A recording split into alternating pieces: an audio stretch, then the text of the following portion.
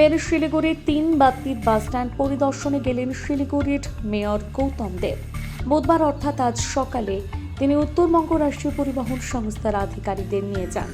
সঙ্গে পুলিশ কর্তারাও ছিলেন। এদিন তিনি আবারও গোটা স্ট্যান্ডের কাজ পরিদর্শন করার পাশাপাশি বিল্ডিং ঘুরে দেখেন। পুজোর পরে যাতে বাস স্ট্যান্ডই চালু করা যায় তার জন্য দ্রুত কাজ শেষ করার নির্দেশ দেন মেয়র গৌতম দেব।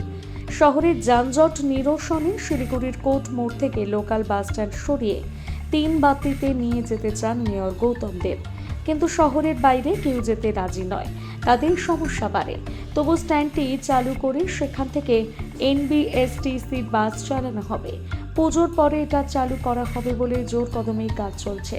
সেখানে স্ট্যান্ডের পাশাপাশি যাত্রীদের বসার জন্য শেড বানানো হচ্ছে। এছাড়া 3টি ওয়েটিং রুম করা হবে, পানীয় জলের ব্যবস্থা করা হচ্ছে। 15টি বাস দাঁড়ানোর জায়গা করা হয়েছে। মেয়র গৌতম দেব বলেন, আপাতত সরকারি বাস দিয়ে এটা চালু করা হবে।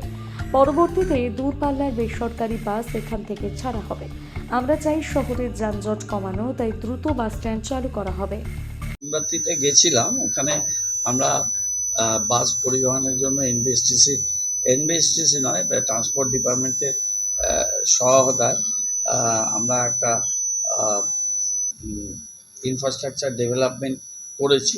সেখানে যত তাড়াতাড়ি সম্ভব এনবিএসটিসি এবং সরকারি বাস এবং আমাদের বেসরকারি বাস পরিষেবা ওখান থেকেও শুরু হবে একটা ভালো পরিবেশে, এবং ভালো ইনফ্রাস্ট্রাকচার আমরা তৈরি করেছি।